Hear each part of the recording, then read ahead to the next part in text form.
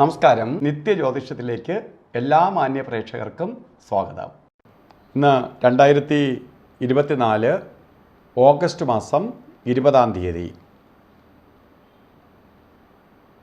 2200 ആണ്ട് ചിങ്ങമാസം 4-ാം തീയതി ചൊവ്വാഴ്ച.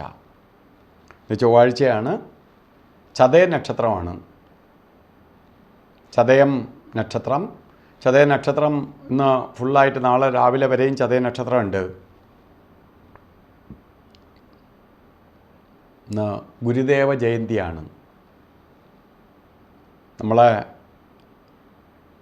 നാട്ടിനെന്നല്ല ലോകത്തിന് തന്നെ മാതൃകയായ ഗുരുദേവൻ്റെ ജന്മദിനമാണ്. അദ്ദേഹം ജനിച്ച ദിവസമാണ്. വളരെ പ്രാധാന്യമുണ്ട്. കാരണം ഇവിടെ ഇത്രയും ആദർശവാനും ഇത്രയും കാര്യങ്ങൾ ജനങ്ങൾക്ക് വേണ്ടി ഇത്രയും ത്യാഗം ചെയ്ത ഒരു മഹാത്യാഗിയുടെ ജന്മദിനമാണ്. അപ്പോൾ ചൊവ്വാഴ്ചയാണ് വന്നിരിക്കുകയും ചെയ്യണേ. ചൊവ്വാഴ്ച അദ്ദേഹത്തിൻ്റെ ഗുരുവിൻ്റെ ജന്മദിനം ആയതുകൊണ്ട് കുറേ ദോഷഭാവങ്ങൾ മാറിക്കിട്ടും എന്നുള്ളതിന് സംശയം വേണ്ട. ഗുരു എന്ന് പറയുമ്പോൾ ഈശ്വരനാണ്. ഗുരു എന്ന് പറയുമ്പോൾ ഇരുട്ടിൽ നിന്ന് വെളിച്ചത്തിലേക്ക് നയിക്കുന്നവനാണ് ഗുരു. ഗു എന്ന ഇരുട്ടിൽ നിന്ന് രു എന്ന വെളിച്ചത്തിലേക്ക് നമ്മളെ നയിച്ചുകൊണ്ട് പോകുന്ന ആളാണ് ഗുരു. ഇപ്പോൾ ഗുരുദേവൻ്റെ ജന്മദിനമാണ്. ഇപ്പോൾ എല്ലാവർക്കും ഗുരുവിൻ്റെ ജന്മദിനം ആശംസിക്കുന്നു. അതിലുപരി ഇന്ന് ബർത്ത്ഡേ വന്നിട്ടുള്ളവർ, ചതയ നക്ഷത്രം, ചിങ്ങമാസത്തിലെ ചതയ നക്ഷത്രം വന്നിട്ടുള്ളവർക്ക് ഈ ഒരു വർഷത്തെ ഫലത്തെ ചിന്തിക്കുമ്പോൾ അത്ര നല്ലതല്ല. കുറച്ച് അസ്വസ്ഥതയും കുറച്ച് ടെൻഷനും ചില ശാരീരിക അസ്വസ്ഥതകൾ, പ്രധാനമായി വീഴ്ച, ചതവ്, മുറിവ് ഒക്കെ ഉണ്ടാവുക, മുറിവുണ്ടാവുക, അതുപോലെ തന്നെ കേസ് വഴക്കുകൾ ഉണ്ടാവുക, ഇങ്ങനെ പലതരത്തിലുള്ള അസ്വസ്ഥത ഉണ്ടാകാൻ ഇടയുണ്ട് ചൊവ്വാഴ്ച വന്നതുകൊണ്ട്. അപ്പോൾ ആ ചൊവ്വാഴ്ച ദോഷത്തെ കുറയ്ക്കാനായിട്ട് സുബ്രഹ്മണ്യ സ്വാമി ക്ഷേത്രത്തിൽ ചൊവ്വാഴ്ച ദിവസങ്ങളിൽ പോയി ഭഗവാന് ഭസ്മാഭിഷേകമോ പഞ്ചാമൃതാഭിഷേകമോ അർച്ചനയോ നടത്തണം. ഇപ്പോൾ ചൊവ്വയുടെ ദോഷത്തിന് ശമനം വരും.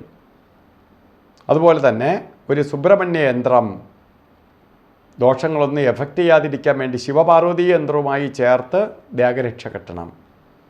അപ്പോൾ ദോഷത്തിൽ നിന്ന് നമുക്ക് അതിജീവിച്ച് പോകാൻ പറ്റും. അതിനെ അതിജീവിച്ച് പോകാൻ സാധിക്കും.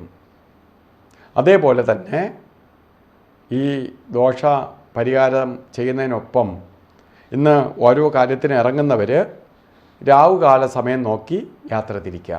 രാവിലെ ഇറങ്ങാം എങ്കിലും കലണ്ടറിൽ 3 മണി മുതൽ 4:30 മണി വരെ രാവുകാലം ഒന്ന് രേഖപ്പെടുത്തിയിട്ടുണ്ടെങ്കിലും 3 മണിക്ക് അല്ല രാവുകാല സ്ഥലം, 3:32 രാവുകാലം തുടങ്ങുകയുള്ളൂ.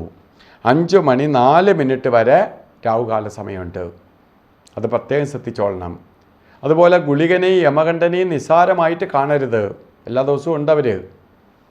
ഇപ്പോൾ ഗുളികകാല സമയം വരുന്നത് ജാതകപ്രകാരം 12 മണി 28 മിനിറ്റ് തൊട്ട് 2 മണി വരെയും, യമകണ്ഠ കാല സമയം വരുന്നത് 9:23 തൊട്ട് 10:56 വരെയും. ഈ സമയം ഒരു ശുഭകാര്യങ്ങൾക്കും എടുക്കരുത്. അതുപോലെ അഭിജിത്ത് മുഹൂർത്തം ഓരോ ദിവസവും ഉണ്ട്. അപ്പോൾ അഭിജിത്ത് മുഹൂർത്തം 12:04 ആരംഭിച്ച് 12:52 വരെയുണ്ട്, 48 മിനിറ്റ്. ഈ സമയം നമുക്ക് എന്ത് ശുഭകാര്യത്തിന് വേണോ തിരഞ്ഞെടുക്കാം, ശുഭകാര്യങ്ങളൊക്കെ ചെയ്യാം. അതുപോലെ ഇന്ന് ഓരോ കാര്യത്തിന് ഇറങ്ങുന്നവർ വസ്ത്രധാരണത്തിൽ ശ്രദ്ധിക്കണം. ചുവപ്പ് വസ്ത്രം കൂടെ കരുതുന്നത് നന്നായിരിക്കും. വസ്ത്രത്തിൽ ഏത് വസ്ത്രം ഇട്ടാലും അതിലൂടെ ചുവപ്പ് കളറുകൂടി ഉണ്ടായിരിക്കുന്നത് നന്നായിരിക്കും. അല്ലെങ്കിൽ ചുവപ്പ് കർച്ചീപ്പായിട്ടെങ്കിലും കരുതുക.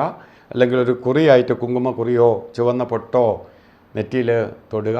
ഇതൊക്കെ നമുക്ക് നെഗറ്റീവ് ദോഷം കുറയ്ക്കാനും പോകുന്ന കാര്യങ്ങൾ വിജയിക്കാനും നമ്മളിലേക്ക് പോസിറ്റീവ് എനർജി വന്നു ചേരാനും സഹായകരമായി തീരും. അപ്പോൾ ഇന്നത്തെ ദിവസം എല്ലാവർക്കും നല്ലത് വരട്ടെ എന്ന് ഗുരുവിൻ്റെ അനുഗ്രഹത്താൽ നല്ലത് വരട്ടെ എന്ന് പ്രാർത്ഥിക്കുന്നു. നന്ദി, നമസ്കാരം.